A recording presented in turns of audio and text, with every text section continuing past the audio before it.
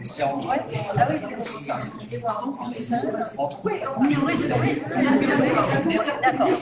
biopuissance sur l'IREN, c'est après le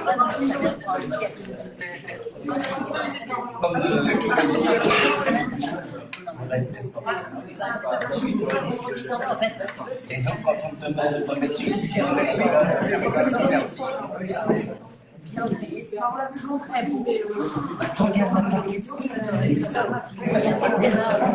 après, je ne suis pas extrêmement sensibilisée émotionnelle, mais ça Bonsoir à tous. Allô, allô. Ça marche?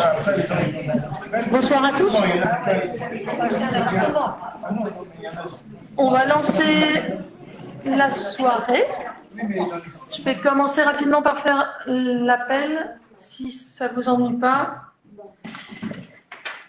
Patrick Caillot est présent, Marie-Paul Loiseau est présente, Éric Maille est présente, Claudine Pelletier est là, Jean-Paul Le Bihan est présent, Céline Bersetché est arrivé, Yvan Lenevé est arrivé, on va signer. Simone Lenevé est présente, Gaëlle Lacroix va nous rejoindre, Virginie Touzard a donné son pouvoir à Jean-Paul Le Bihan.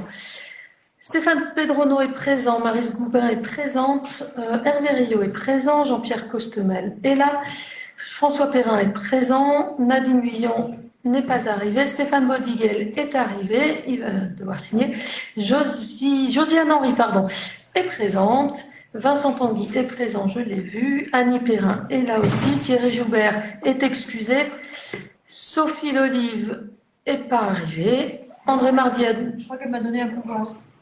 On va vérifier, mais peut-être qu'il y a un pouvoir donc pour Annie. On va on va vérifier. André Marnier, lui, a bien donné son pouvoir à Madame Pedron, qui devra nous quitter à 21h si les débats ne sont pas terminés. Madame Pedron, est bien présente. Madame Charéron est présente et Madame Anne-Laure Pouilly a donné son pouvoir à Madame Charéron. Est-ce que j'ai oublié quelqu'un? Non. Je confirme pour le pouvoir. Ah, et on a bien le pouvoir de Sophie Lolive pour... Et je vais vous laisser écrire.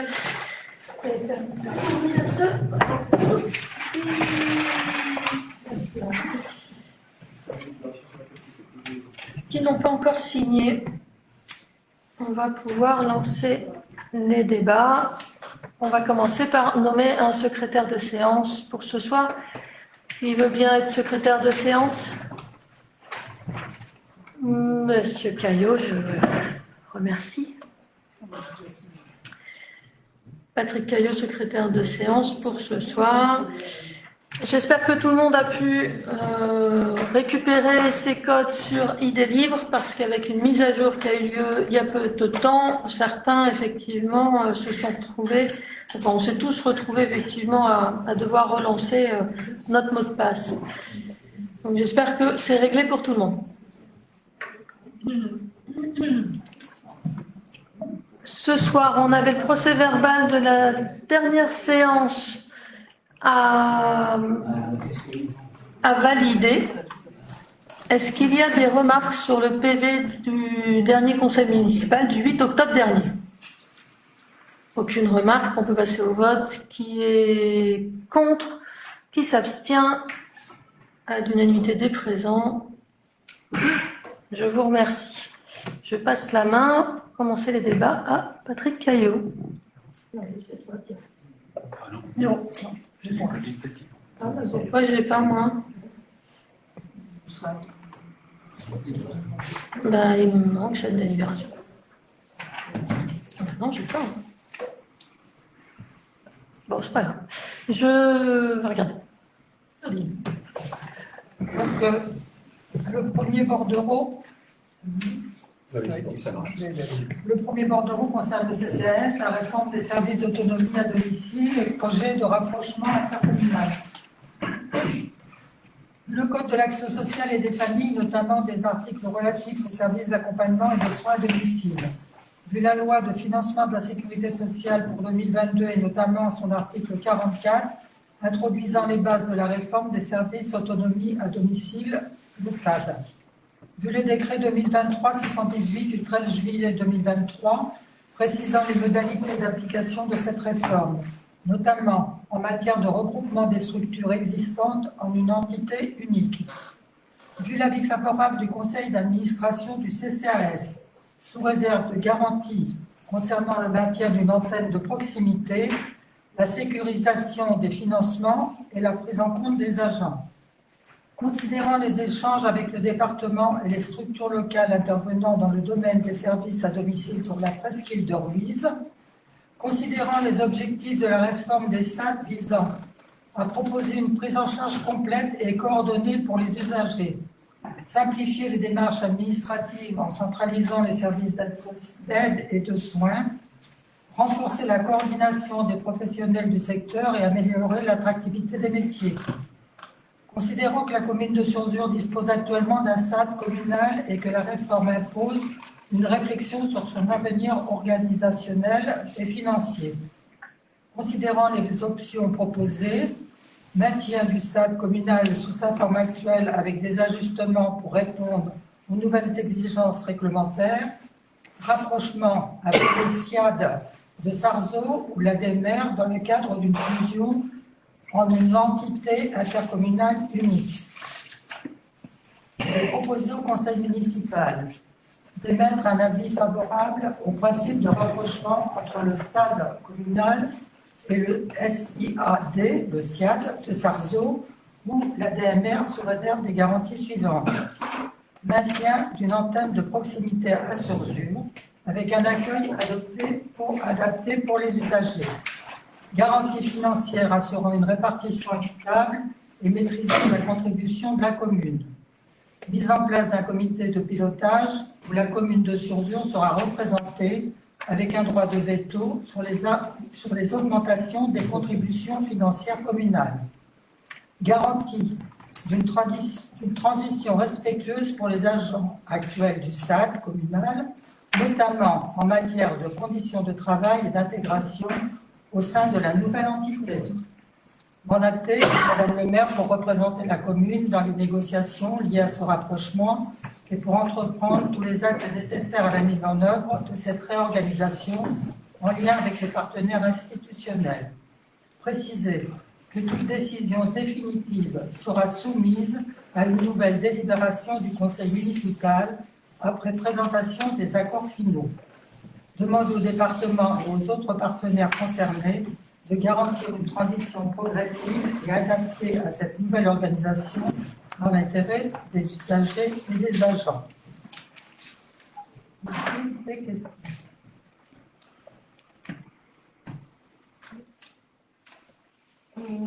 Est-ce qu'aujourd'hui le SAD là, de Sarzeau fonctionne comme nous? Est-ce que les rémunérations des employés sont les mêmes? Ah non, les rémunérations ne sont pas les mêmes. Non. Et alors comment on va faire pour... Ah mais pour l'instant, rien n'est définitif. Hein. Il y a encore des réunions, encore des pourparlers. Il manque pas mal de points. Parce qu'à terme, c'est pour que les conditions seront les mêmes pour tout le monde ou on aura quand même notre particularité à Surzur? Surzur aimerait que les dames qui s'occupent du SAD, Oui. par exemple, restent sur la commune de Surzur. Ça va être une des conditions. Les conditions financières, on ne les connaît pas encore exactement. Il faut parler.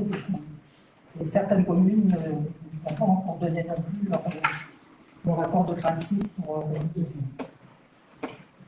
Enfin, si après il y a un rapprochement, c'est compliqué que certaines personnes, en fonction des communes, ne soient pas rémunérées de la même façon. Enfin, je sais pas, Non. Mais ça, Non. ça va sûrement être vu dans les ateliers qui vont venir prochainement. D'accord. Bon, là, c'est juste pour les négociations. D'autres questions? Si les garanties ne sont pas respectées, Comment? si les garanties ne sont pas données et captées, Ah ben, on se retirera du protocole, tout simplement. Hein. Donc on va passer au vote. Qui est contre? Qui s'abstient? À l'unanimité, merci.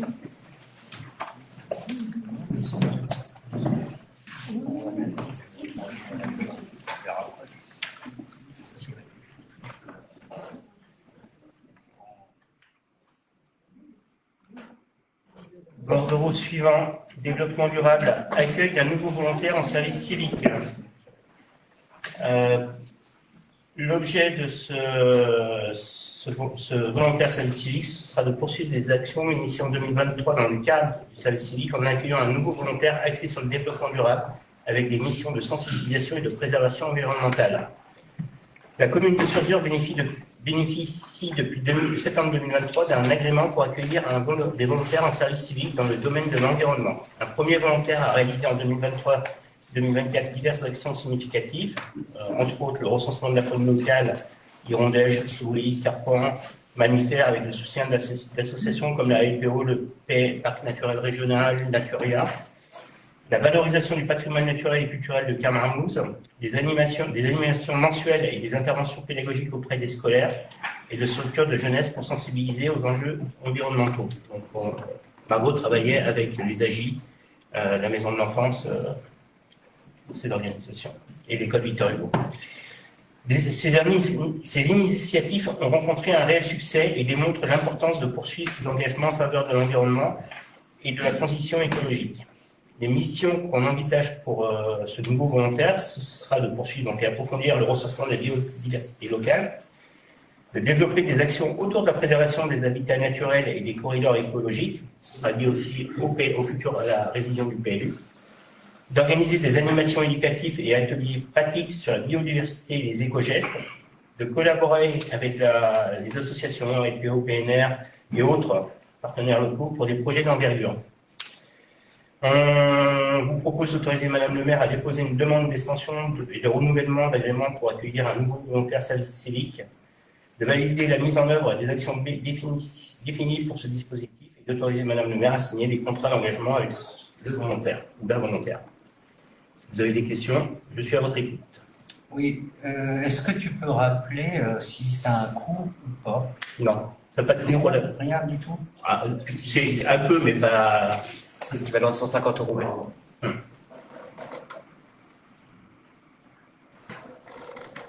Donc c'est pas énorme quand on voit le travail qu'avait fait Margot. Qu'est-ce qu'elle avait comme formation Master 2 du aquatique. D'accord. Et là, on chercherait quelqu'un qui... Je suis pas sûr qu'on puisse trouver quelqu'un d'aussi performante que elle, parce que c'était vraiment... tous ceux qui ont travaillé avec elle sont d'accord pour dire que c'était quelqu'un d'exceptionnel, passionné, qui avait les connaissances. On espère trouver quelqu'un de bon, par contre. Je vous propose de passer au vote, si pas d'autres questions. Qui s'abstient? Qui est contre? Alors juste pour, je peux vous l'annoncer aujourd'hui, on a un budget, vous savez, biodiversité pour les communes du parc. On avait touché l'année dernière, pour 2024, 5 000 €. Là, on passe à 42 000 €. C'est une dotation d'État. Hein. Oui, c'est une dotation d'État, oui, tout à fait. Motivée à la fois par territoire parc naturel et territoire nature 2000. Oui. Population, il y a pas mal de critères qui rentrent en compte. Je ne peux pas tous vous les lister. Parce qu'on a des actions. Quoi. C'est un ensemble de choses. Et quelles sont les actions que l'on souhaite mettre en place avec ces 40 000 €? Déjà, on va poursuivre ce qu'on a commencé, donc ça veut dire la restauration des landes de Lamblate. On va continuer là-dessus. On va poursuivre les animations. On a fait beaucoup d'animations cette année, grand public. On peut imaginer faire peut-être une ou deux animations complémentaires plus scientifiques. Les olives, les paysages. Et surtout, il ne faut pas oublier qu'il y a le PLU qui arrive, la révision du PLU, qui va nous demander beaucoup d'inventaire.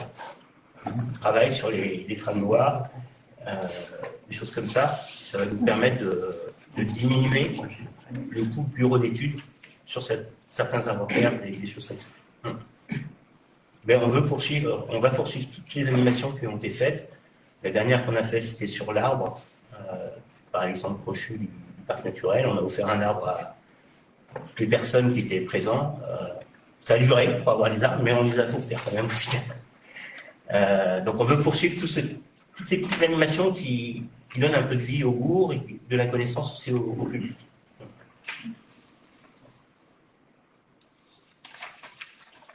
Je vous propose de passer au prochain bordereau, l'urbanisme, rue Saint-Symphorien, cession des terrains à Morbihan Habitat et LV Promotion pour la construction de 20 logements de locaux professionnels et d'une salle.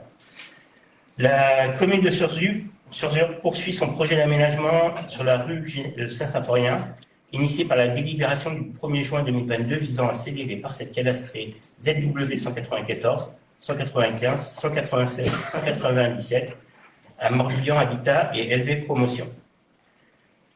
L'objectif du projet sera de développer le logement social, de répondre aux obligations de la loi SRU, de favoriser la mixité générationnelle et sociale pour la coexistence de logements sociaux et libres, revitaliser le bourg en intégrant des locaux commerciaux et une salle commune. Le détail du programme est celui-là. Je vais vous le donner. Logements sociaux Morbihan Habitat, 14 unités pour 1007 m². Logement libre, c'est LV Promotion pour 6 unités, 390 m². Cellule commerciale, 4 unités pour 339 m². Et une salle commune de 51 m². Les conditions financières qu'on propose, donc porte sur une surface totale de 2120 m² et se répartit comme suit. LV Promotion, un prix au mètre carré de 403,33 € pour 390,12 m², soit 157 348,40 € hors taxe, soit 188 818,08 € TTC, la TVA étant de 20%. Morbihan Habitat, 81 € du mètre carré pour 1007,75 m² de logements sociaux, soit 80 620 € hors taxe et 87 126 € TTC. Alors, il y a deux types de TVA, une partie à 5%, une autre partie à 10%. Pour les locaux commerciaux, donc c'est 150 € du mètre carré pour 339,47 m² de locaux commerciaux, soit 50 920,50 € hors taxe et 61 104,60 € TTC. Donc le montant des cessions rapporterait à la commune 888,90 € hors taxe, soit 337 048,68 TTC. Le coût supporté par la commune. Donc le coût total pour la partie sociale est de 575 411,63 € TTC, incluant la démolition et la dépollution et l'effort SRU. La commune valorise au titre de la loi SRU une aide indirecte de 41 100,83 € par logement social correspondant à un montant total de 392 441,06 € TTC. On vous propose, à travers cette délibération, d'émettre un avis favorable au principe de rapprochement sous réserve des deux.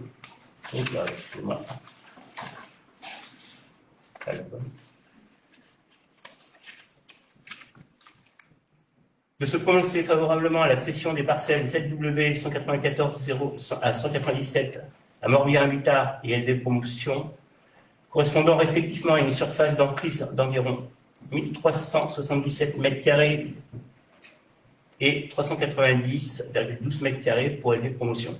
Garantir l'achat des commerces tant qu'ils n'auront pas trouvé de preneur. Donner tout pouvoir à Madame le maire pour assurer l'exécution de la présente délibération. Des questions ?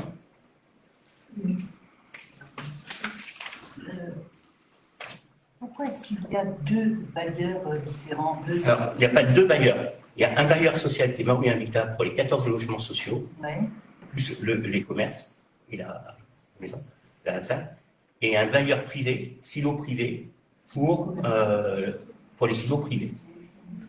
C'est ce qu'on avait annoncé au début. Il a juste changé de nom depuis. D'accord, mais la construction, elle est... Ce sera quand même deux immeubles différents. Ça sera deux oui, immeubles oui. différents. D'accord. Oui, Madame Charion. C'est un problème de vocabulaire. Je ne suis pas habituée avec des valorisations des prix de revient, pour moi, les prix d'achat, les valorisations. Donc j'aimerais connaître le prix d'achat réel de la commune de toutes ces parcelles. Ensuite, on a eu des frais de démolition, je suppose que c'est les 144 916. Donc ça nous donne un prix de revient et qu'on vend à 337 ans. Comme ça permettrait de connaître la moins-value réelle. Donc les frais d'achat par la commune de l'ensemble des terrains via du portage foncier, donc l'EPF, Morbihan Habitat et la première parcelle par la commune, revient à 637 031 euros 17. 637 000. Oui. Ça, c'était les trois. L'addition des trois terrains. Oui. D'accord. Ensuite, on a eu donc des frais de démolition et de dévolution. Oui. C'est les 144 000 ou si c'est non. C'est une convention, s'il y avait une subvention pour démolir. Excusez-moi, les frais de démolition, c'est bien 144 916,47 euros. Le net qui nous est. TTC. D'accord. Okay. On parle en TTC sur les chiffres que je vous annonce. Et donc, ça nous fait 773, quelque chose comme ça, qu'on revend 337. C'est ça. D'accord. Et donc, l'effort financier de la commune des 41 000 correspond aux 14 logements sociaux. Sociaux, logique. Puisqu'on les a achetés bien plus cher, bien. Oui.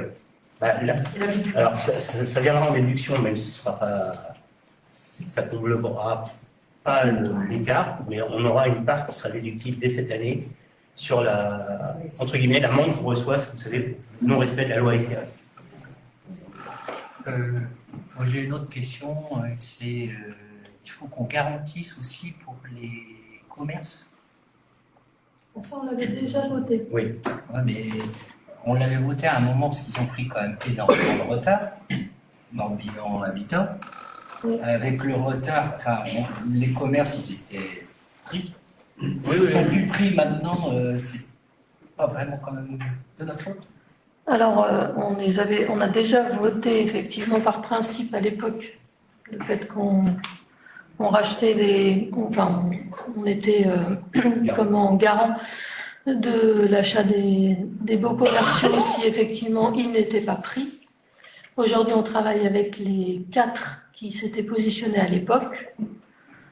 C'est en bonne voie pour certains, c'est plus incertain pour d'autres, mais on a sous le coude d'autres commerçants intéressés.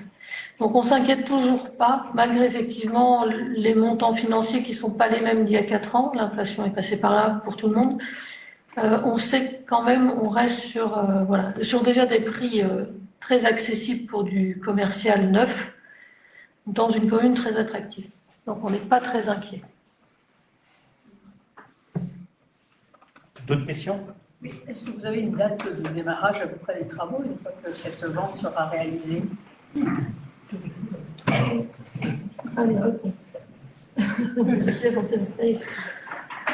Alors, on n'a pas de date précise, ça c'est clair, mais ça depuis le départ on le sait, on est dans un grand flou. En fait, la condition pour que les travaux débutent, il faut que l'institutionnel qui est en charge de la vente des appartements ait vendu au moins 50% de ces appartements. Donc il faut savoir qu'il y a 6 appartements, donc il faut qu'il ait un engagement sur 3. Ça, c'est sur la partie LV Promotion. Sur la partie Morbihan Habitat, c'est pas pareil. Non, mais Morbihan Habitat est prêt à travailler. Mais il y a cette condition qui fait que LV Promotion participera au projet dès lors qu'il aura vendu 3 de ses appartements. Dès lors que ce sera fait, le chantier pourra débuter. Mais Morbihan Habitat, d'après les derniers échos que j'ai, ils ne sont pas vieux, ils sont d'aujourd'hui encore, est prêt à démarrer. Il n'y a pas de souci. On dirait ils ont pris le temps, mais... Donc la condition, c'est bien celle-ci, c'est qu'il y ait 50% d'appartements de vendus sur les 6, et après ça démarrera. Donc, comment ? Pourquoi Morbihan Habitat ne peut pas démarrer tout de suite et les autres ils seront plus tard? Parce qu'il y a simplement une convention entre ces deux organismes qui fait que... Entre eux, ils ont Et en plus, on est sur le même terrain, donc on ne peut pas faire un terrain sans d'un côté, parce qu'eux, ils sont devant en plus. Donc ils pourront pas passer après, quand il y aura un gros trou, leurs propres engins pour faire leur bâtiment de l'autre côté. Il y a tellement de choses communes, les parkings, tout ça, qui sont Les réseaux de vont- coordonnées, les réseaux. resteront communs, il n'y aura qu'un tuyau pour l'eau potable. C'est une maîtrise d'œuvre séparée entre les deux lots? Oui. C'était le même, c'est pas, tout est, enfin, c'est bien deux projets distincts. En termes architectural, c'est harmonisé. Alors par contre, c'est harmonisé. Mais c'est deux projets distincts parce que justement, les parcelles sont vendues de façon indépendante. Et on ne pouvait pas monter, un bailleur social ne peut pas monter un projet privé. Donc et on était obligé de séparer les choses. Et eux sont obligés de se séparer. Par contre, ils mutualisent les réseaux, ils mutualisent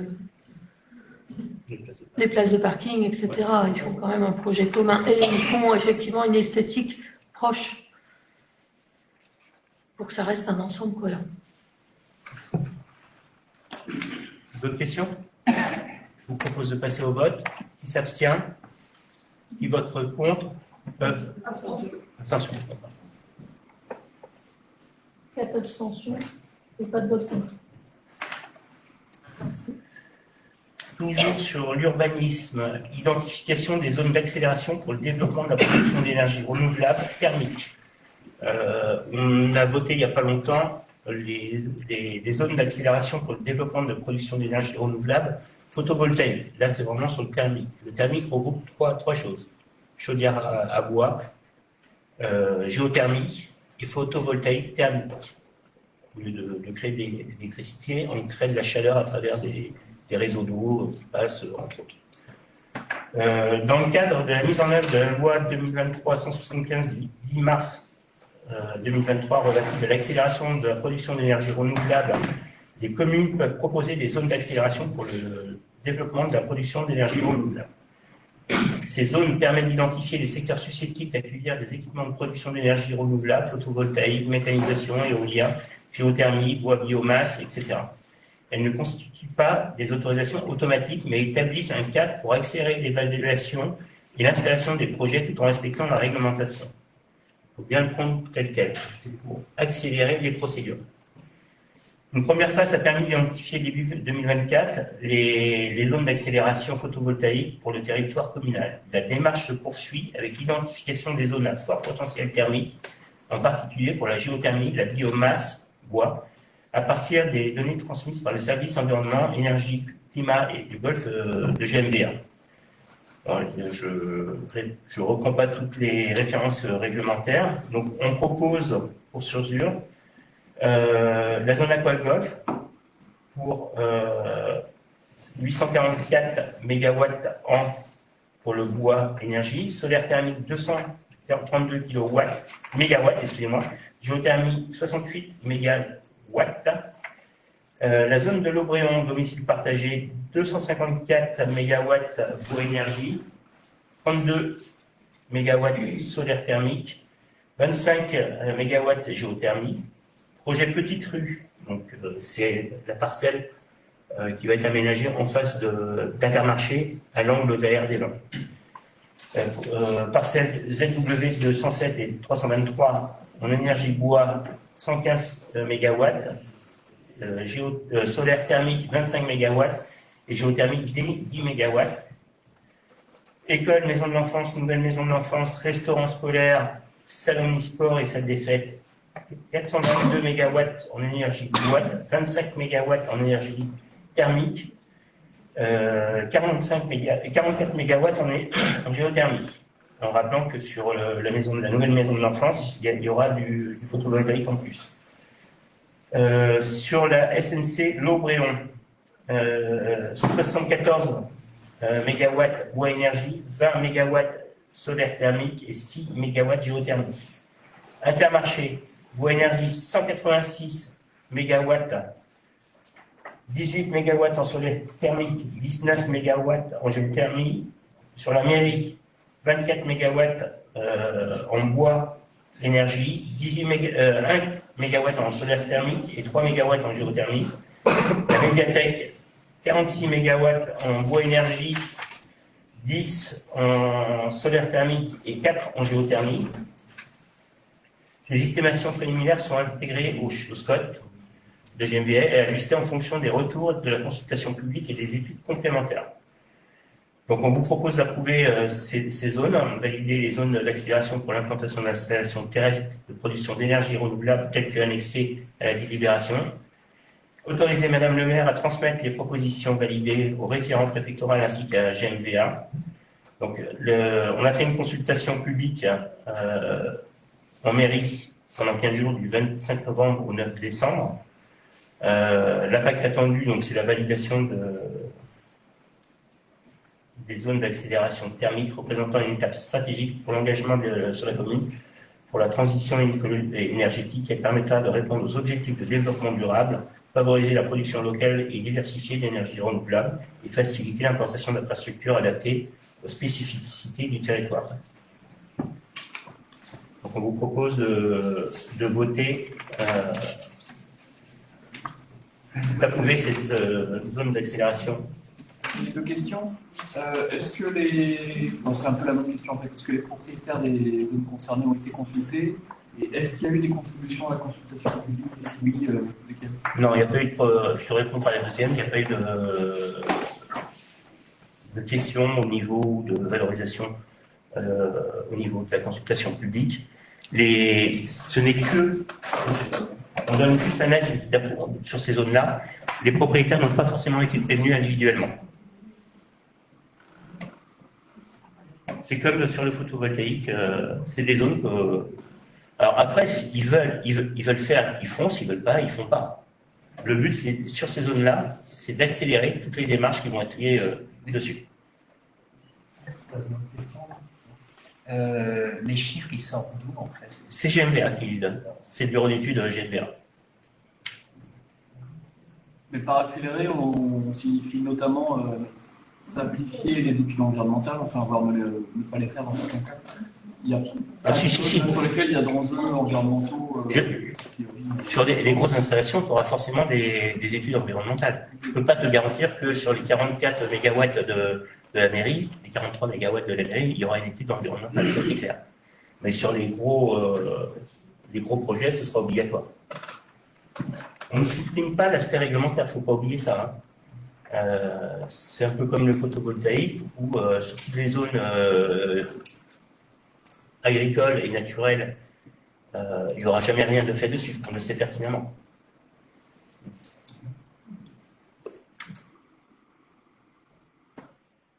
J'avais juste une question. Par rapport à février, quand on avait voté oui. Est-ce qu'il y a des nouvelles zones dans cette délibération? Oui, il y a des nouvelles zones. La zone, en fait, l'Aquagolf était concernée, l'Intermarché était concerné. Ouais. Oui. L'Intermarché était concerné.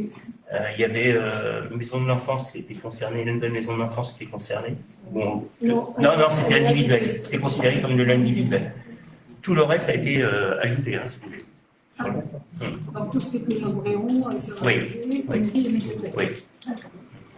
Et l'autre question que je me posais, c'est est-ce que ça va entraîner des travaux? Est-ce qu'il y a des travaux qui vont être commencés bientôt?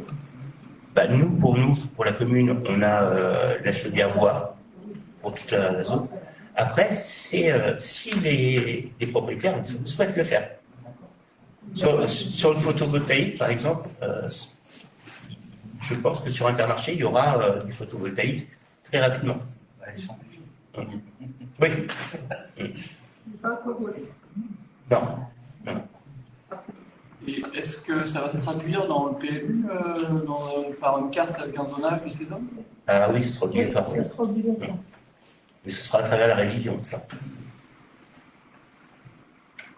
Mais quelque part, quand on parle de la zone du Lobréon, là, c'est plus des projets individuels qu'il pourrait y avoir dans cette zone-là. Je vois pas autrement. Non. On peut créer, par exemple, une chaudière à bois collectif, si demain tout le monde se met d'accord, la commune a une partie du terrain, sur la partie basse, nous voyons, hors non constructible. Mais on peut imaginer demain comment on fait nous pour les bâtiments communaux, mutualiser plusieurs bâtiments. Et finalement, qu'est-ce que ça apporte de plus par rapport à la procédure normale? Ça fait juste gagner du temps un peu? Oui. Et augmenter les subventions quand même. C'est-à-dire quand on est en zone déjà marquée, les subventions, elles sont déjà fléchées, si on y a accès.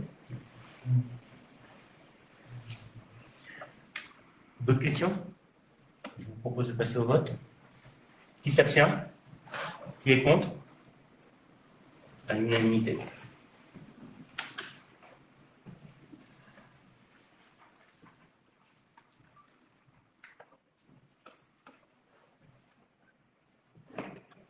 On va changer complètement de sujet. Je vais vous proposer effectivement de valider l'instauration de l'indemnité spéciale de fonction et d'engagement. Donc vous connaissez peut-être déjà l'indemnité l'IFSE, l'indemnité de fonction et de suggestion pour les personnels.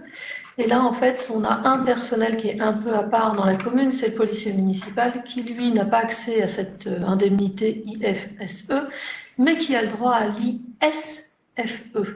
C'est la simplification des normes, messieurs, dames. C'est à peu près la même chose, avec une part fixe et une part modulable. L'indemnité spéciale mensuelle de fonction, donc, et l'indemnité d'administration de technicité.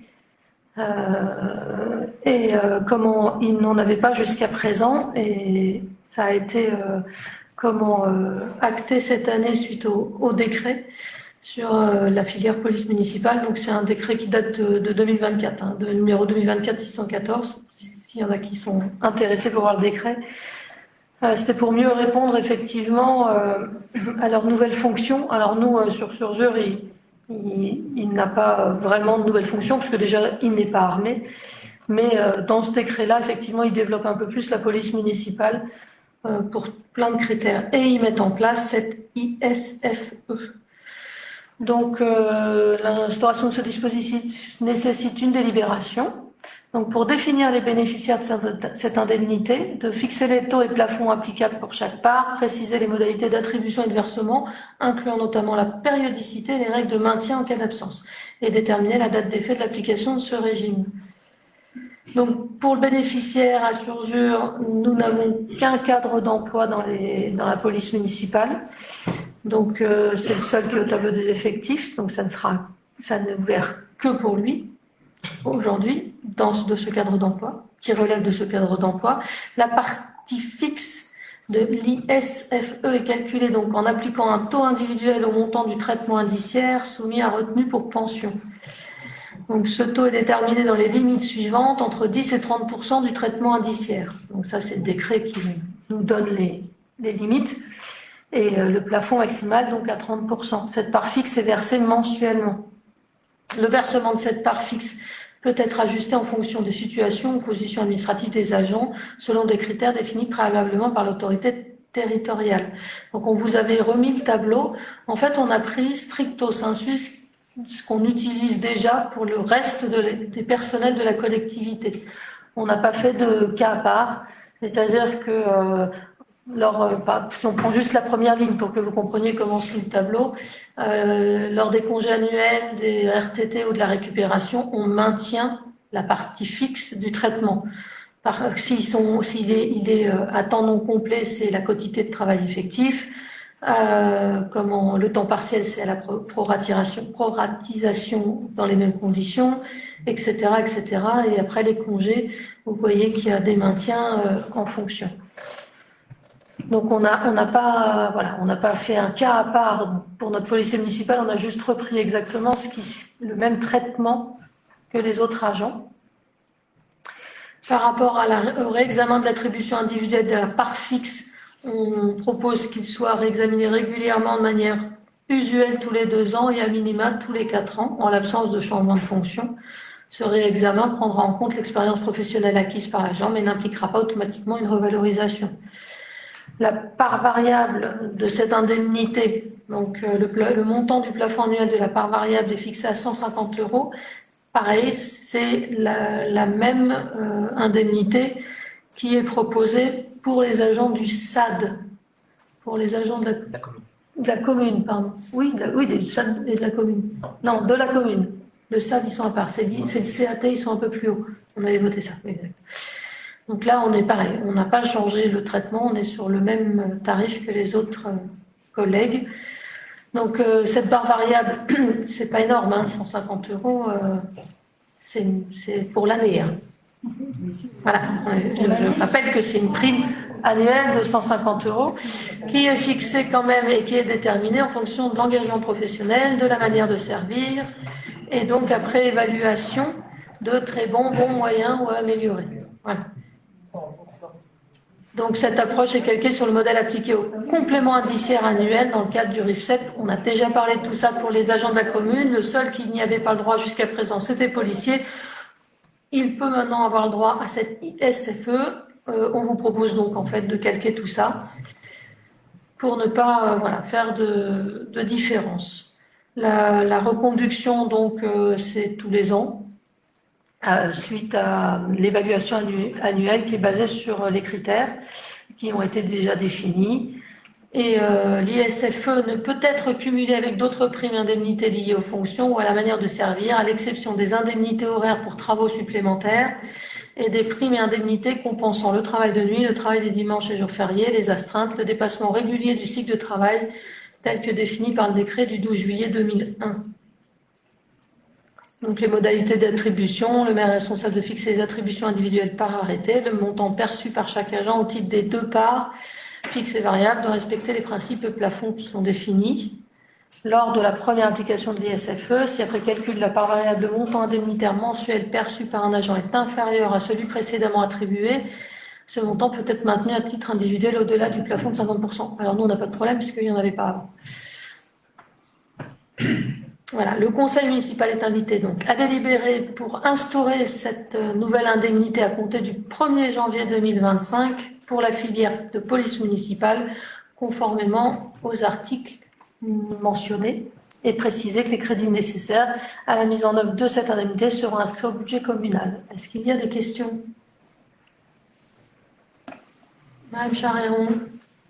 Très simple, puisqu'il va falloir faire l'évaluation, qui va... C'est moi. Je suis l'autorité directe du policier municipal, en fait.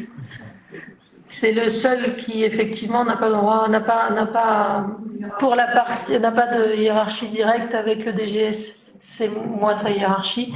Alors, pour tout vous avouer, le DGS fait quand même une partie sur tout ce qui concerne plutôt ces interactions plutôt liées à l'urbanisme, parce qu'il travaille en complémentarité avec l'agent à l'urbanisme de la commune. Et c'est vrai que pour toute cette partie-là, je laisse faire, par rapport aux relations humaines, on va dire, le DGS sur cette partie-là. Ça se passe très bien, donc c'est plus facile. Mais si ça devait mal se passer, au moins, et il est en direct avec les deux agents, c'est aussi bien. Et par rapport à la partie vraiment policière, police, c'est effectivement moi qui le gère. Ça va, j'en ai qu'un. J'ai Erwan quand même, faire aussi, hein. Mais le DGS. Mais voilà. S'il n'y a pas d'autres questions sur cette indemnité, et on va pouvoir voter qui est contre, qui s'abstient. Je vous remercie. Non, c'est bon. Je vous remercie pour lui.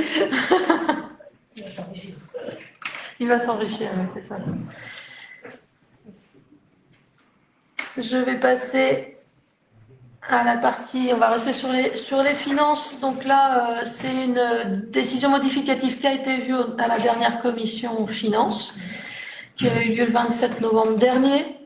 Donc, plusieurs équilibres à faire, dont un qui rend cette délibération assez importante dans son montant, mais qui en fait est lié enfin, j'ai envie de dire, à la finalité de la passation de l'ancien SIAEP de Ruisse, donc le syndicat des eaux de la presqu'île de Ruisse, qui a été rattaché à GNVA, à l'agglomération. Et en fait, les calculs, au bout de 2 ans, sont enfin finalisés. Et on doit donc les repasser dans notre comptabilité. Mais comme vous avez pu vous en apercevoir sur la délibération, c'est des grosses sommes mais qui s'équilibrent en dépenses et en recettes. Donc ça n'a aucun impact sur notre budget. Donc c'est un virement de la section d'investissement à hauteur pour les dépenses, à hauteur de 576 609,14 €. Donc on a transféré quand même quelques sommes là qui nous concernent directement. Donc en interne, on transfère 35 000 € donc, des charges à caractère général vers les charges de personnel pour couvrir notamment des remplacements d'agents en arrêt maladie et une augmentation des effectifs nécessaires à la garderie en raison d'une fréquentation accrue depuis la rentrée. Il a fallu augmenter effectivement le nombre d'animateurs et de personnel de crèche. Les autres ajustements donc, sur ces 576 609 € sont 100 € ajoutés au chapitre charges financières, 30 € ajoutés au chapitre charges spécifiques pour rembourser un badge restitué par une famille. C'est vraiment voilà, très précis ce qu'on fait. Et 200 € ajoutés en atténuation de produits pour un dégrèvement de taxes foncières en faveur de jeunes agriculteurs. Au niveau des recettes, donc, on a un équilibre qui est assuré par l'intégration en recettes du résultat de fonctionnement. Donc, le reporté sur le montant inscrit au chapitre 002 résultat du CIAEP de 576 939,14 €. Ce montant, donc, correspond en dépenses d'investissement au chapitre 1001, accompagné d'une note explicative jointe. Donc, je pourrais vous lire la note rapidement, sauf si vous l'avez tous lu. En fait, on a demandé des explications très concrètes pour que ça soit clair pour tout le monde, à notre responsable au niveau du Trésor public qui nous a fait une réponse et qu'on vous a mis en copie dans la délibération. Donc, je ne sais pas si tout le monde a pu en prendre connaissance. Mais j'avais fait surligner en gras et en caractère plus important la dernière phrase. Ce qui était la plus importante, c'était qu'il n'y avait aucun impact sur notre budget. Ce qui était le plus facile, si personne ne voulait lire le texte, au moins vous pouviez lire cette phrase. Et c'est écrit noir sur blanc par notre responsable de la DGFIP, donc on peut lui faire confiance. Donc l'équilibre donc, de la section d'investissement en dépenses et recettes, un équilibre à 1 143 107,08 €. Donc pour la dépense, on a cette fameuse bascule à la section d'investissement à hauteur de 576 939,14 € qui correspond donc toujours au résultat du CIAEP. Et il y a juste un réajustement de compte donc, par rapport à la plaine sportive des immobilisations corporelles à hauteur de 690 069,94 € et en immobilisation en cours, un réajustement des comptes avec une réduction du chapitre de moins 123 902 €. Et pour les recettes, on vient donc y glisser un virement de section de fonctionnement de 576 609,14 €. On y ajoute une diminution de FCTVA de 31 762,52 €. Une subvention d'investissement au chapitre 13 de l'Agence de l'eau pour la plaine sportive à hauteur de 598 260,46 €, d'où l'ouverture des crédits précédemment en dépenses. Est-ce qu'il y a des questions sur cette décision modificative qui, comme je vous l'ai indiqué, avait des montants importants, mais en fait liés surtout au ciel? Je pense que le détail était complet. Est-ce que vous voulez que je vous lise le document de la DGFIP? Je vous laisserai en prendre connaissance pour ceux qui ne l'auraient pas vu. S'il n'y a pas de questions, on va pouvoir passer au vote. Qui est contre cette décision modificative? Qui s'abstient? 4 abstentions. Je vous remercie.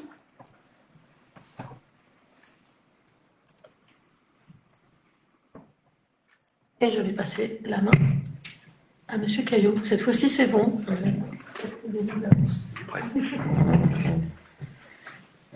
On va discuter de prix qui sont largement inférieurs à ceux qui étaient annoncés par Madame le maire, mais qui ont toute leur importance, notamment pour les associations et pour les les administrés que nous sommes. On va débuter donc par les tarifs municipaux pour 2025. J'imagine que chacun d'entre vous a pris connaissance des tableaux qui nous ont été communiqués. Et bon, il y a peu de modifications sur les tarifs, à vrai dire, notamment sur le tarif des salles. On a mis en place des lignes concernant des cautions qui n'existaient pas auparavant sur les différentes salles de la commune. Donc ça n'engage en rien les dépenses pour ceux qui utilisent, mais c'est simplement une garantie pour nous en cas de détérioration de matériel ou de locaux. Donc ça, c'est la modification principale. On a inclus également un changement concernant l'utilisation. Non, dans les salles, c'est tout en fait. C'est simplement au niveau des cautions. J'oublie rien du tout. Non, c'est très bien. Au niveau des tarifs de la culture.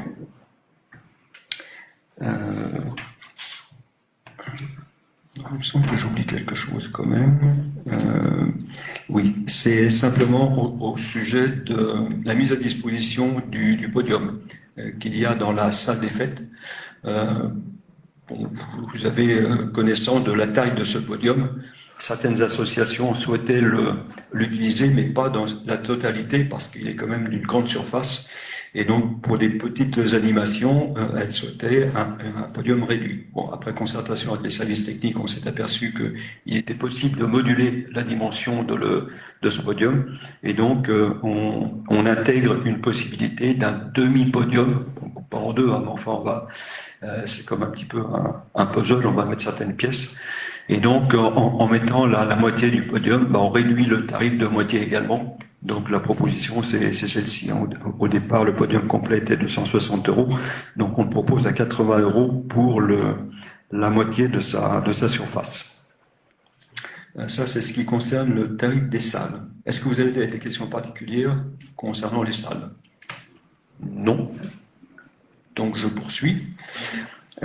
Sur la culture, peu de changements également. Simplement, non, sur la culture, non, il n'y a même pas de changement du tout. Donc c'est très bien, on va passer à l'événementiel. Sur l'événementiel, il y a des réajustements qui sont faits sur les boissons. Lorsque une buvette est tenue par la commune, on a réajusté certains tarifs qui n'étaient peut-être pas tout à fait dans le marché, dirons-nous. C'est notamment le cas pour le café, le thé qui était à 1,10 €, on va le passer à 1 €.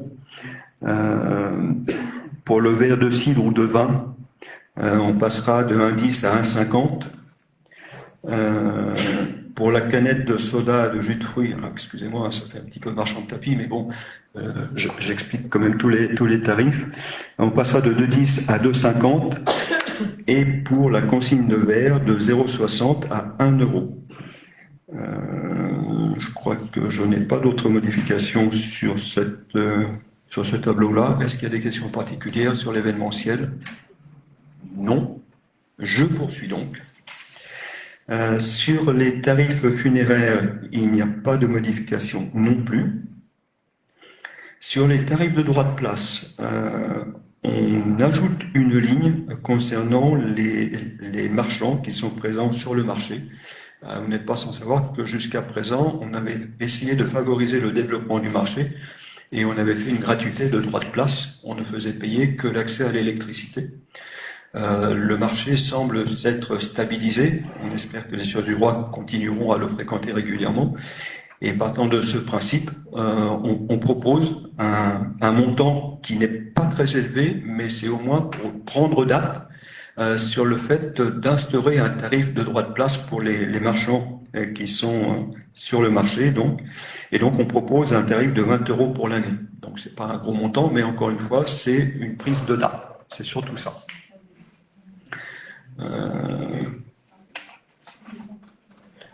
Avez-vous des questions particulières sur ces tarifs? Non. Sur l'enfance-jeunesse, écoutez, on reste à l'identique. Donc peu de changements, hormis ceux que je viens d'annoncer. Avez-vous des questions d'ordre général ou sur des tarifs particuliers? Non. Écoutez, si vous le voulez bien, nous allons passer au vote. Qui est contre? Qui s'abstient? Je vous remercie pour l'unanimité. Si vous voulez bien, nous allons passer au bordereau suivant, qui concerne les subventions, tant attendues par les associations, bien évidemment.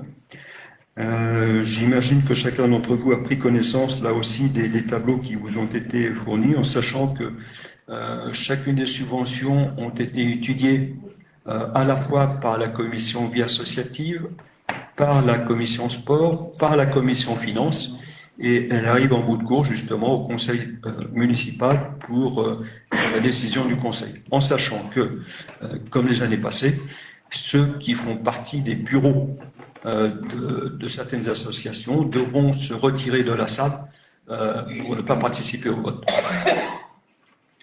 Donc, comme il est de règle, on va prendre les lignes une à une, et je vous inviterai, après commentaire, si vous le souhaitez, à voter sur chacune des lignes. Sauf si vous avez d'ores et déjà des questions. Non. Donc, si vous voulez bien, nous allons passer à la lecture de chacune des lignes avec les propositions de subventions qui ont été faites. Je ne sais pas si je dois revenir sur le montant qui est demandé par l'association. Je vous donne simplement le montant qui a été proposé par les différentes commissions, et puis je vais vous demander votre avis. C'est même plus qu'un avis, c'est même carrément un vote. Donc, je vais commencer par les associations sportives, si vous voulez bien, en commençant par les associations sont classées par ordre alphabétique. Il n'y a aucune préférence, c'est simplement l'ordre alphabétique qui prévaut. Donc, les Archers de Surzur, un montant de 500 € est proposé. Et donc, si vous voulez, on va passer au vote, sauf à ce qu'il y ait une question avant ce vote. Donc, je vous demande, est-ce que quelqu'un est contre? Est-ce que quelqu'un s'abstient? Merci pour l'unanimité. L'association subaquatique de Ruisse, une proposition de 100 € est faite au conseil municipal. Pas de questions, on passe au vote. Qui est contre? Qui s'abstient? Merci pour l'unanimité. Oui, excuse-moi. L'année dernière, tu n'avais pas montré ce qui avait été donné l'année précédente? Mais je pense que c'était dans les documents qui étaient joints. Comme je n'ai pas lu, ouais. Ah, c'est pas bien. C'est pas bien. Equivox, une proposition de 200 € est proposée au conseil municipal. Qui est contre? Qui s'abstient? Merci. Je peux me permettre une petite remarque. Bien sûr. Effectivement, dans ce tableau, on avait parlé l'année dernière, c'est le nombre d'adhérents. Parce que finalement, moi, je me dis que ce qui est intéressant, c'est combien vous donnez par adhérent quelque part. Parce que j'imagine que plus l'association est grosse, plus vous allez donner. C'est dans les documents. Alors, ce qu'il faut savoir, c'est que tous ces éléments ont été fournis aux différents membres des commissions. Dans chaque commission, c'est débattu en fonction de tous ces éléments-là et bien d'autres. Il y a plusieurs critères, dont le nombre d'adhérents, dont la répartition en fonction des tranches d'âge, dont la répartition en fonction des personnes qui sont à Surzur ou non. Donc tout ça, c'est débattu en commission. On tient compte de ces éléments-là pour le fixer. Alors, on ne va pas refaire tous les débats en conseil municipal, mais on pourra vous adresser ces éléments-là, ça pose aucun problème. Mais refaire le débat en conseil municipal, autant supprimer les commissions. Et puis... C'est pas le débat, c'est juste avoir la colonne en fait. C'est juste, ça permet d'avoir l'information déjà. Mais c'est pas un débat. Non, mais on peut le noter. Et puis s'il faut le rajouter lors des débats de l'année prochaine, on le fera, c'est pas un problème. Ce sont des éléments que l'on a déjà au travers des commissions. Donc dans nos documents, on a déjà ces éléments-là. Donc on pourra vous les produire. Il n'y a pas de souci. Donc, Étoile sportive Surzur, qui est l'association de football, il est proposé 1 500 € en subvention de fonctionnement et 400 € en subvention exceptionnelle. Personne n'est au foot là? Non. Qui est contre? Qui s'abstient? Merci de l'unanimité. Famille rurale sur ZUR, il est proposé 500 €. Qui est contre? Qui s'abstient? Merci. Le futsal de sur ZUR, il est proposé une subvention de 200 €. Qui est contre? Qui s'abstient? Merci.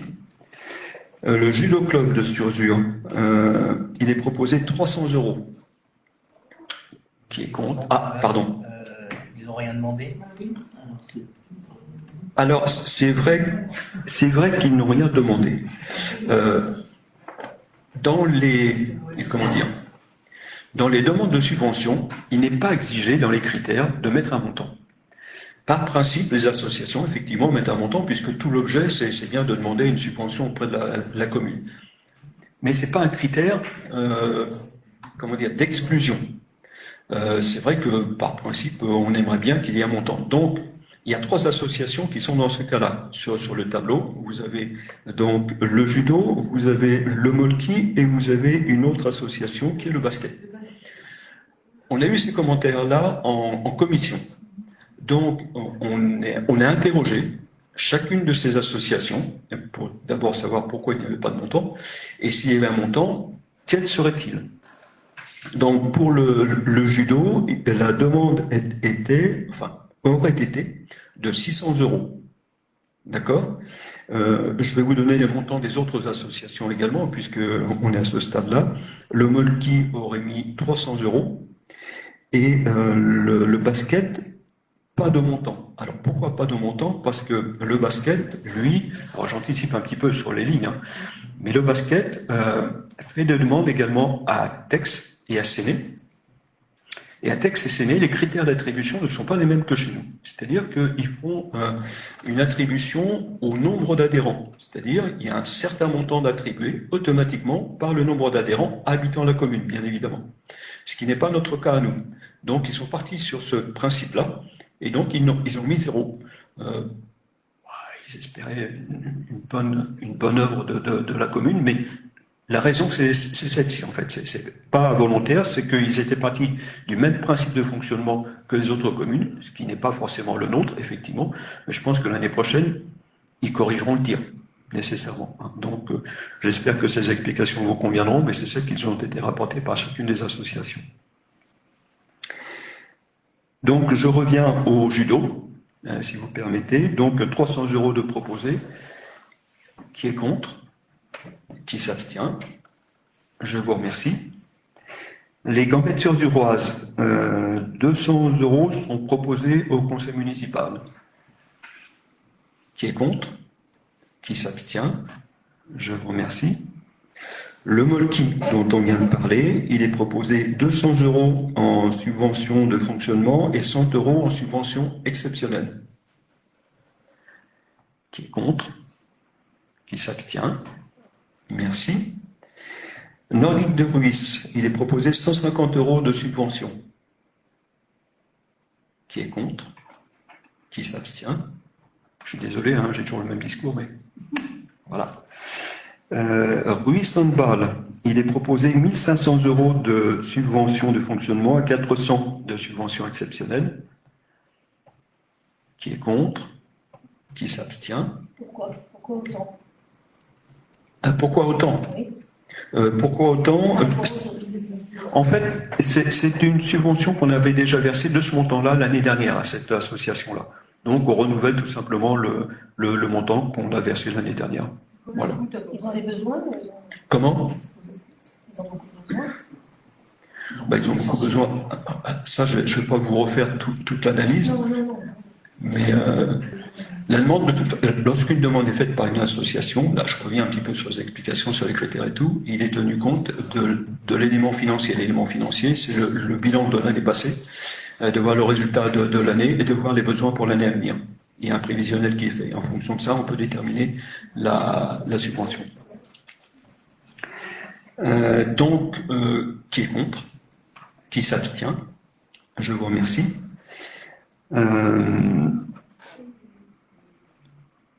Ruisse Rugby Club, proposition de 1 000 € est faite au conseil municipal. Qui est contre? Qui s'abstient? Je vous remercie. Le Tao Chinago, 600 € proposés en fonctionnement et 500 en subvention exceptionnelle.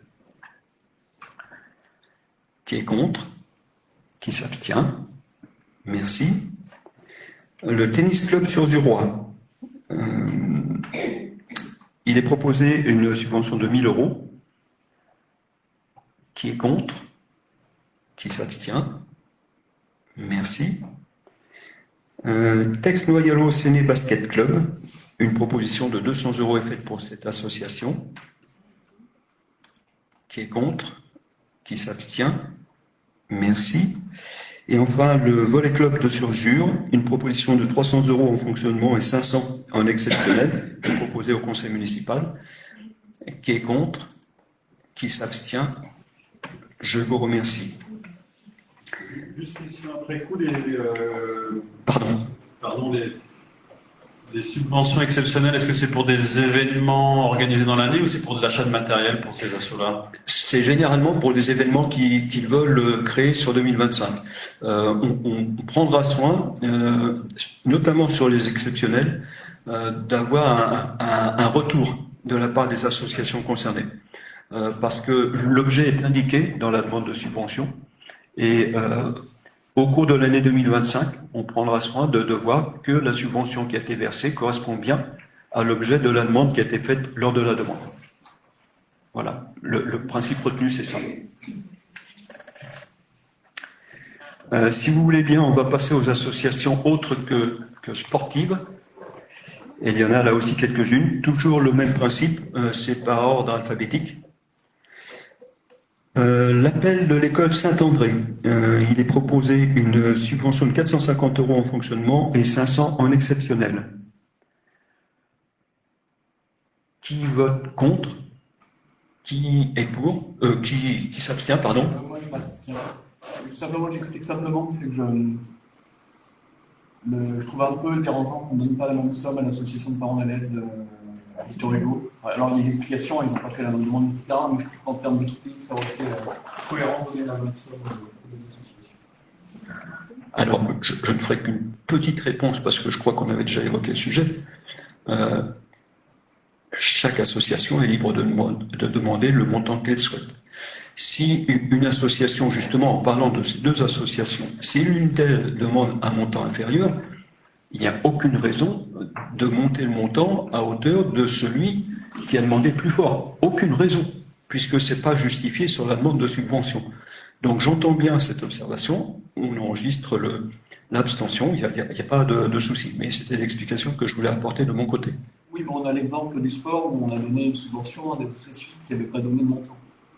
Oui, mais Vincent, on ne va pas refaire tous les débats là-dessus. Non, c'est pour partager également mon abstention.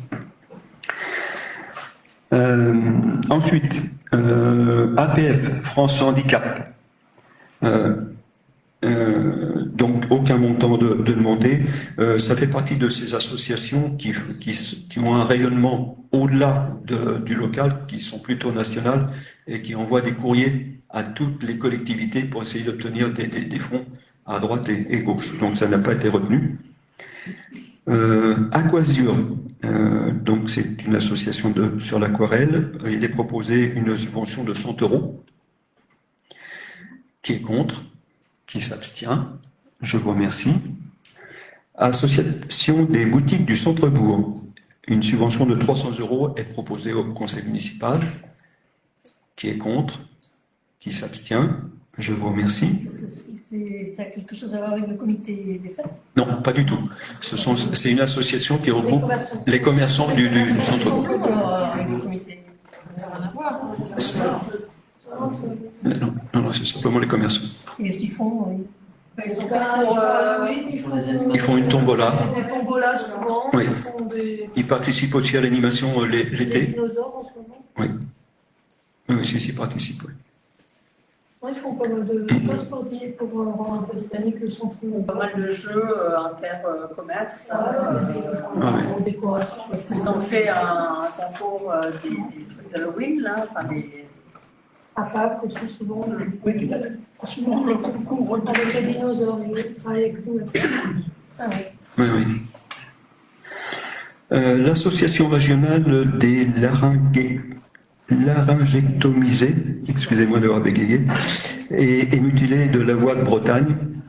Donc ça fait partie de ces associations qui sont au-delà de notre commune.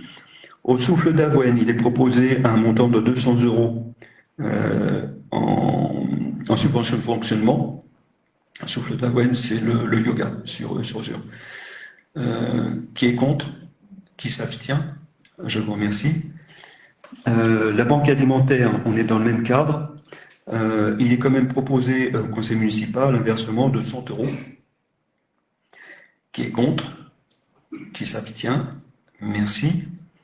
Le club Bel Automne, 200 en fonctionnement et 100 en subvention exceptionnelle. Qui est contre? Qui s'abstient? Je vous remercie. Le photoclub de Surzur, ou le club photo de Surzur plutôt, 450 € en fonctionnement, est proposé au conseil municipal. Qui est contre? Qui s'abstient? Merci. Le collège de Ruy, ça fait une demande qui n'a pas été entendue par les différentes commissions.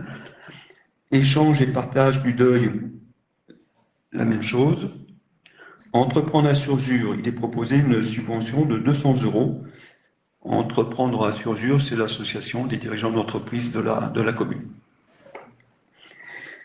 Qui est contre? Qui s'abstient? Merci. Incanto Vocal, on propose une subvention de 200 €. C'est une association d'art lyrique qui va se produire d'ailleurs le week-end prochain, je crois, en l'église. Oui. Qui est contre? Qui s'abstient? Je vous remercie. Les enfants d'abord de l'école Victor Hugo, 200 € en fonctionnement et 300 en subvention exceptionnelle. Qui est contre? Qui s'abstient? Merci. Les Mains dans le Sable, qui est une association qui n'est pas surzuroise non plus. La Ligue contre le cancer, je reviens sur la même explication que tout à l'heure. Le Ripper Café, il est proposé une subvention de 250 €. Monsieur Pedrono va quitter la salle. C'est vrai qu'il ne fait pas la tête, hein, mais voilà. On va donc pouvoir passer au vote. Qui est contre? Qui s'abstient? Je vous remercie. On le fait rentrer parce qu'il ne fait pas très chaud. Tant pis. Soufflons ensemble. Il est proposé 50 € en fonctionnement et 50 € en subvention exceptionnelle. C'est une association sur la sophrologie. Qui est contre? Qui s'abstient? Je vous remercie. Unacita, il est proposé 140 €. Unacita, c'est l'association des anciens combattants de la commune. Voilà, traditionnellement, c'est le montant que l'on verse. Qui est contre? Qui s'abstient? Je vous remercie. Donc ça, c'était la part des associations à vocation sociale ou de loisirs, voire même culturelle. Trois demandes de subvention ont été mises un petit peu à l'écart dans la mesure où c'était des montants qui étaient conséquents pour les subventions d'ordre normal, je dirais, et qui vont être soumises à vos votes également. D'une part, il y a le comité des fêtes. Y a-t-il des personnes qui font partie du comité des fêtes ici? Du bureau du comité des fêtes. Du bureau. Du bureau. Il est proposé à vos votes une subvention de 1 000 € pour le comité des fêtes. Qui est contre? Qui s'abstient? Je vous remercie. Festi-sur-Zur. Y a-t-il des membres de l'association qui sont ici présents? Oui. Merci Vincent. Il est proposé au conseil municipal une subvention de 3 500 € pour Festi-sur-Zur. Qui est contre? Qui s'abstient? Je vous remercie. On rappelle Vincent, pour ne pas qu'il attrape froid, c'est pas la peine. Merci. L'association Agrichasse, vous savez, c'est le piégeage des ragondins que l'on fait chaque année. Il est proposé au Conseil une subvention de 1 125 €. Qui est contre? Qui s'abstient? Je vous remercie beaucoup. Je repasse la parole à Madame le maire.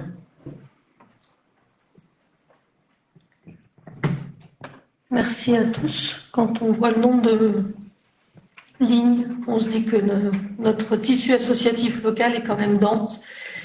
Et c'est très chouette pour notre commune d'avoir autant d'associations diverses et variées, puisqu'il y a vraiment de tout qui nous est proposé sur notre commune.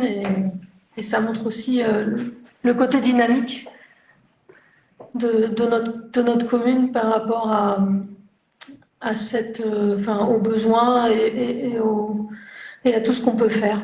Donc moi je suis assez fière de voir autant de demandes de subventions, même si effectivement les budgets sont serrés pour tout le monde.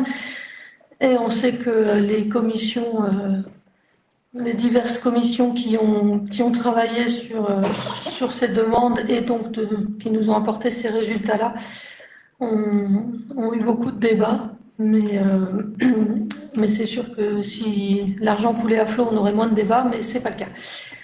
En tout cas, merci à toutes ces associations d'être présentes sur Surzur et de faire bénéficier d'autant de services et de belles choses aux Surzurois et aux alentours, parce qu'on sait ô combien on a du monde qui vient sur notre commune pour bénéficier aussi de tout ça.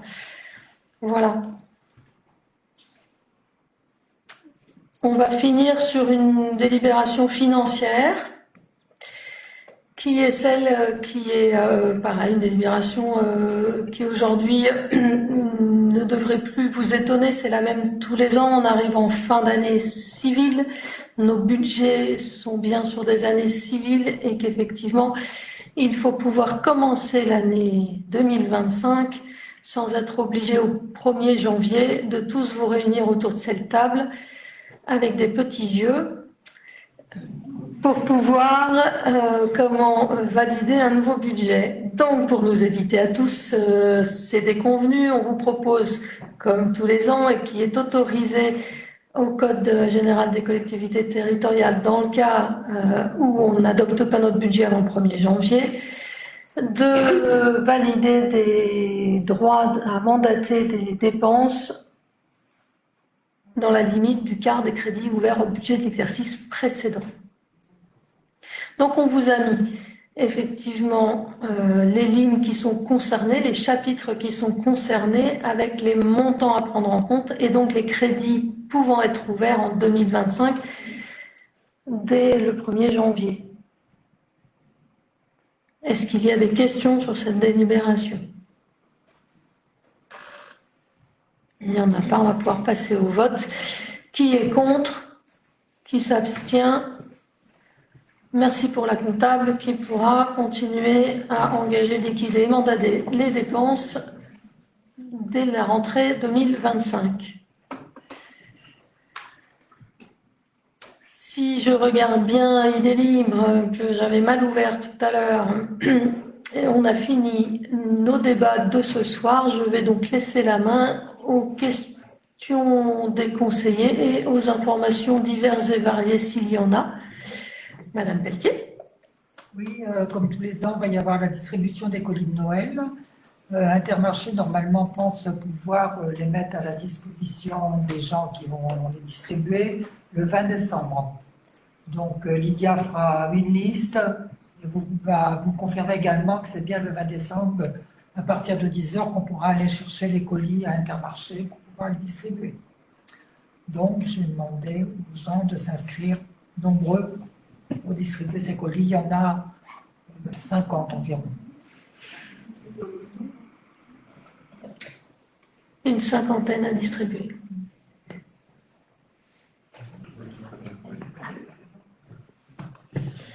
J'ai deux petites infos à vous passer. Une qui est vraiment... Enfin, les deux sont d'actualité en fait. Je vous rappelle que ce jeudi a lieu le marché de Noël. Donc je compte sur vous pour être présent parce que comme souvent à notre marché de Noël, il va faire beau. Il ne va pas faire chaud, mais il y aura de quoi se réchauffer. Donc, n'hésitez pas à venir à ce marché qui vous attend, bien évidemment, comme tous les Sur-du-Roi qui nous regardent ce soir. Autre information, la commune de Surzur a été honorée un petit peu, puisqu'elle a reçu une récompense de la part d'un groupe de presse qui s'appelle Devo Presse, et qui nous a qui nous a octroyé le titre de Tech Champion. Alors vous allez me dire, qu'est-ce que c'est que Tech Champion? Tech Champion, en fait, ça concerne les collectivités qui font des efforts en matière de numérique. Vous n'êtes pas sans savoir que sur Surzur, nous avons une conseillère numérique qui s'appelle Morgane. Chacun la connaît, elle est vraiment, c'est quelqu'un de très ouvert, de très apprécié de la part des Sur-du-Roi, et qui lui demande conseil sur les démarches administratives, sur la façon de fonctionner d'un ordinateur, etc. Donc c'est tout son travail qui est récompensé. Cette remise a été faite au Futuroscope.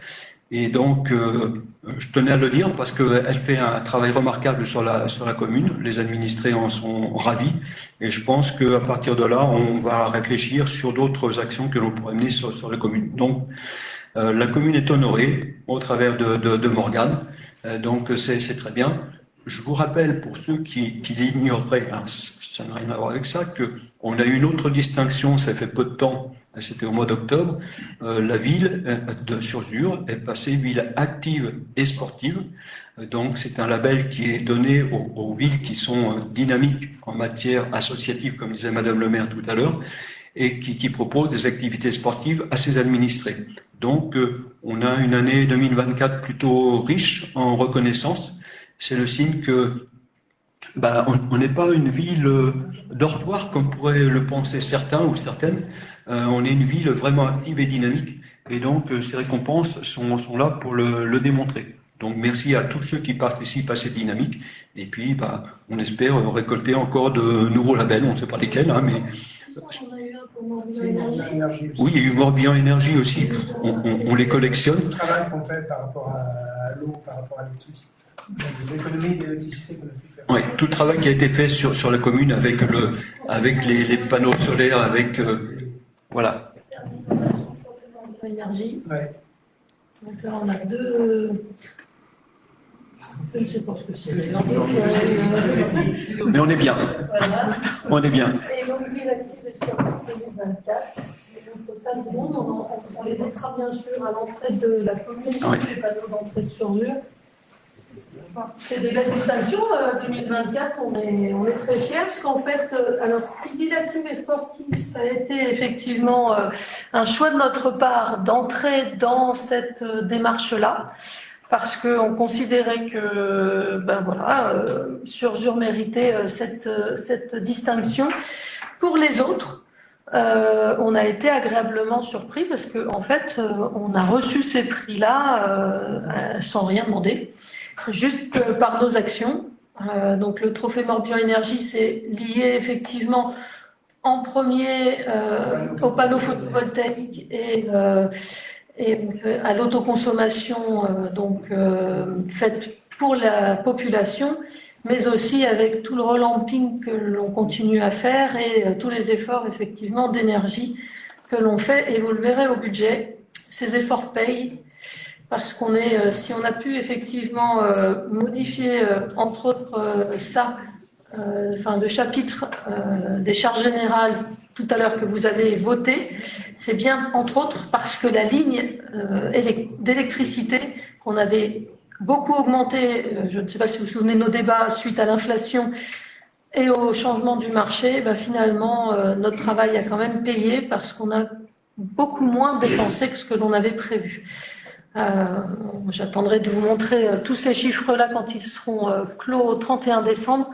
Mais là, il y a vraiment une très très bonne nouvelle pour nous sur la commune, sur tous ces gains d'énergie qu'on met en place. On espère effectivement que la future chaudière bois rajoutera encore une étape. Et la nouvelle crèche avec ses panneaux photovoltaïques sera elle aussi très autonome. Et ce petit donc prix qui nous a été attribué donc grâce à la volonté de la collectivité, du DGS aussi, faut quand même le nommer, et de Morgane Lamoulaine, qui s'est beaucoup investi dans le numérique pour notre commune. C'est pareil.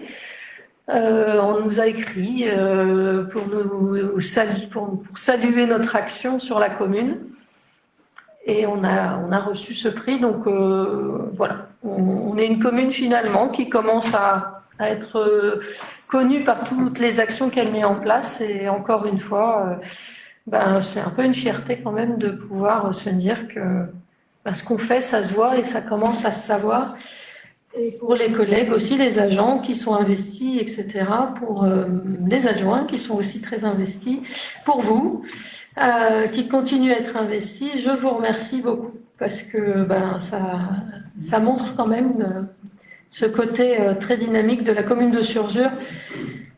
Et personnellement, j'en suis ravie. Est-ce qu'il y a... qui accompagne ces distinctions, par exemple? Pardon? Il n'y a pas de subvention qui accompagne ces distinctions. Alors, il faut savoir que le label Ville active et sportive donne des points sur les critères pour l'Agence nationale du sport quand on fait des demandes de subventions pour les équipements sportifs. Donc, ça donne des points dans les critères. C'est pas de l'argent forcément en plus, mais au moins on a des points en plus par rapport à ceux qui ne le sont pas. Oui, Gaël. J'avais juste, pour revenir aux villes actives et sportives, il faut remercier aussi les agents de la commune qui ont monté le dossier. Il y a un gros dossier qui a été monté par les agents de la commune pour qu'on puisse obtenir ce label. Oui. Juste un petit précision. Oui, le dossier ville active et sportif, là pour le coup, c'est un dossier très, très copieux. Effectivement, comme l'a souligné Gaël, des collègues agents qui ont monté le dossier n'ont pas été, ont mis un certain temps à pouvoir répondre à tous les critères. Donc merci à eux. Ce sont de très belles distinctions. Eric vous a annoncé qu'on avait doublé en subvention sur la partie développement durable. Ça fait aussi partie, alors là pour le coup, c'est pas des titres, mais ça prouve bien aussi qu'il y a du travail de fait dans ce domaine-là sur la commune et qu'il est valorisé. Et c'est tous ces petits plus mis bout à bout qui font quand même que Surzur commence à avoir une jolie réputation de partout. C'est très bien. Je suis très contente. S'il n'y a pas d'autres... Une question d'ordre général, pardon. Je voulais savoir où en était la plaine sportive, si on peut avoir de l'information. Ouais, Jean-Paul. On va en parler un peu.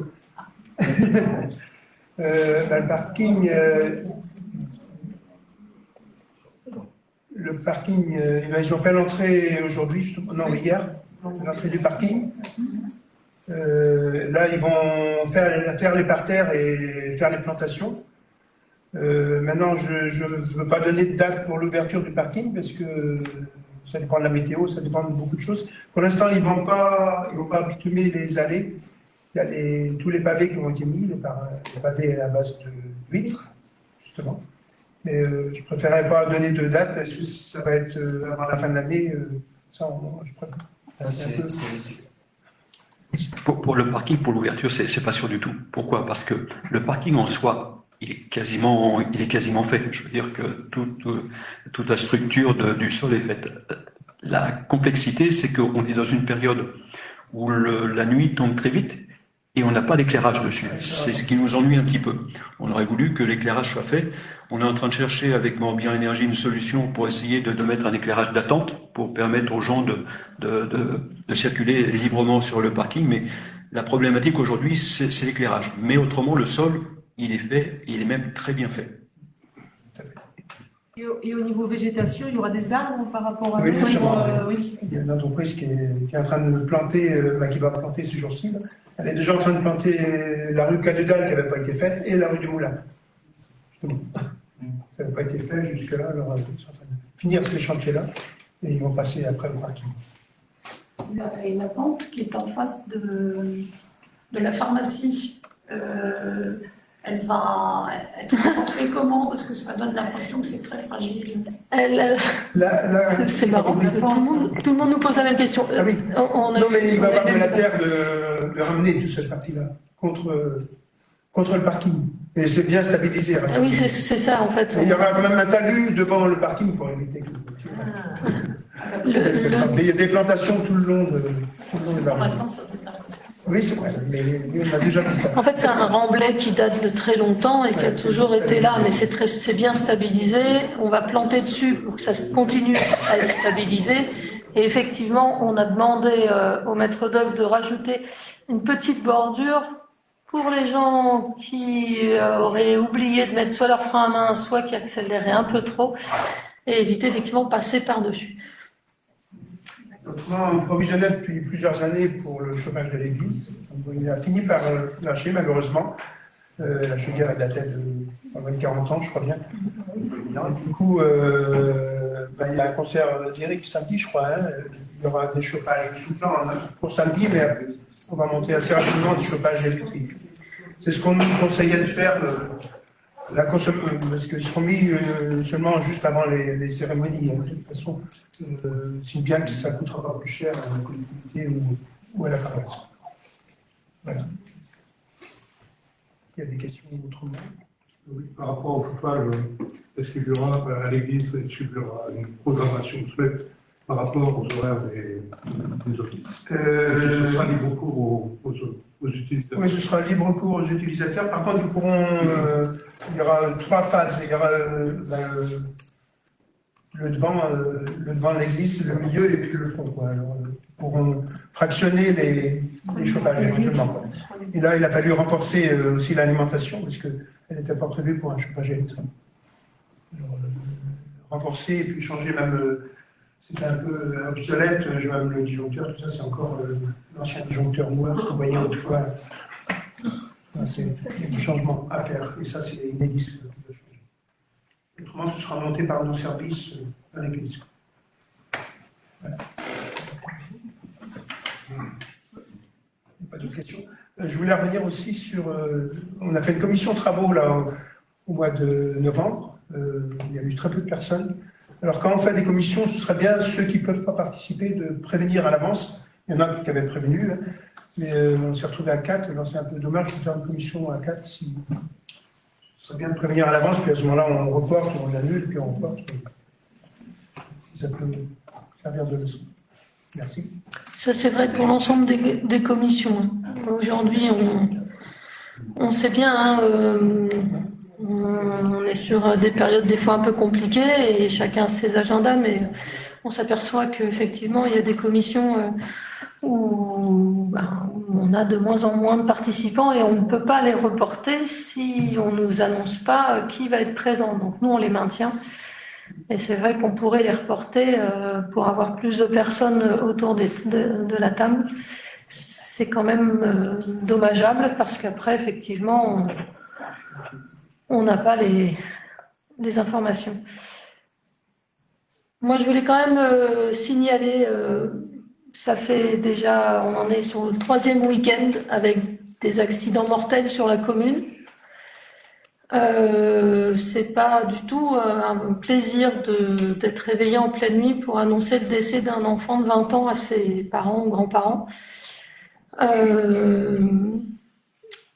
J'aimerais profiter de cette tribune effectivement pour faire remonter le fait que les excès de vitesse, que conduire sous l'alcool ou sous stupéfiants, ça provoque effectivement des accidents qui peuvent être très graves, seuls ou avec d'autres personnes en face.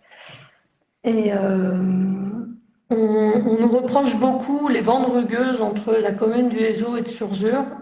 Je rappelle quand même que ces bandes rugueuses, il n'y en a que 6 qui concernent la commune de Surzur. Toutes les autres concernent la commune du Hézeau. Ça a été un choix de la commune. Je n'ai pas à intervenir dans les choix d'une commune. En l'occurrence, c'est une route commune, mais pour le coup, c'est côté le Hézeau. Mais je suis en train de me dire que finalement, les gens râlent, mais ça les fait ralentir. Est-ce qu'on ne doit pas en arriver effectivement à mettre des ralentisseurs à des endroits où tout le monde va râler, mais qui obligent à ralentir. Parce qu'encore une fois, arriver tout droit dans un rond-point où effectivement se retrouver à tuer une personne parce qu'on ne l'a pas vue ou on allait trop vite en voiture, ça fonctionne pas non plus. Les gendarmes m'ont contacté pour me demander comment on pouvait travailler avec le département pour faire ralentir effectivement l'entrée au rond-point de l'Aquagolf.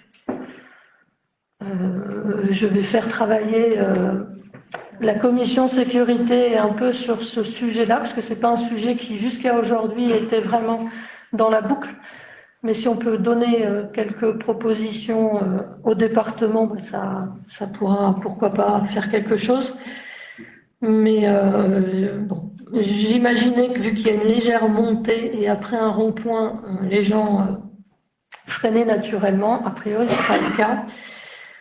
Les fêtes de fin d'année arrivent.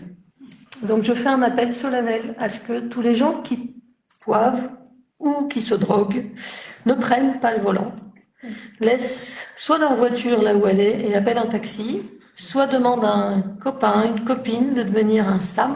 Donc pour ceux qui ne savent pas ce que c'est qu'un SAM, c'est celui qui ne boit pas ce soir-là, le puni de la soirée ou le volontaire de la soirée plus exactement, qui conduit tout le monde et qui ramène tout le monde entier et bien vivant. Et je souhaite effectivement que tout un chacun faites passer le message à vos amis, à vos enfants, à votre famille, pour que jusqu'à 1er janvier 2025, je ne déplore pas encore un peu plus de décès sur la commune, surtout quand c'est des jeunes. Voilà, le message est dit. Je passe toutes mes condoléances à la famille en question, auquel je pense. Et j'espère que ça sera les derniers, en tout cas pour le plus longtemps possible, mais vraiment déjà en passant de belles fêtes pour tous les autres. Parce que c'est des moments festifs et il ne faut pas oublier que derrière, quand on reprend le volant, il fait froid, les routes sont glissantes et c'est un peu plus dur de contrôler son véhicule. Voilà, je vais m'arrêter là. Mais j'avais besoin aussi de vous informer de ça. Et effectivement, la presse en a parlé pour certains, mais on en a encore eu ce week-end, donc il va falloir que ça cesse, que ça s'arrête. Alors ce week-end, il n'y a pas eu de décès, mais enfin, il y a 2 voitures qui ont été très très abîmées sur chacun des ronds-points. Donc voilà. Les bandes rugueuses, marchent très bien. Ah bah ça fait ralentir les bandes rugueuses. Ça embête tout le monde, ça c'est sûr, mais ça fait ralentir. Non, je voulais aussi faire passer le message que les 63, parce qu'a priori tout le monde les compte, alors on est entre 70 et 72, moi je les ai pas comptés, mais en tout cas nous sur notre commune, nous n'en avons que 6. Toutes les autres appartiennent à la commune du Vézo. Donc les gens qui sont pas contents, il y a des gens qui pensent que financièrement on a autre chose à faire que mettre des bandes rugueuses sur notre route, qu'ils aillent effectivement se plaindre à la personne qui a posé ces bandes rugueuses et qui les assume, et je le soutiens, hein, c'est son choix. Mais c'est pas la commune de Surzur. Voilà, je rajoute un peu parce que on en reçoit presque tous les jours en ce moment des questions sur ces bandes rugueuses et à chaque fois on est obligé de répéter. Donc faites passer le message, ce n'est pas sur le territoire de la commune de Surzur, c'est sur le territoire de la commune du Ézo. Voilà. Je vais tous vous saluer. Vous souhaitez effectivement de très belles fêtes de fin d'année parce que nous nous retrouverons qu'en 2025 maintenant, avec la joie et la bonne humeur qui nous confèrent tous. Et je vous souhaite effectivement de très très belles fêtes. Reposez-vous bien pour ceux qui ont des vacances ou plus. Et je vous dis à très bientôt. Merci beaucoup. Merci.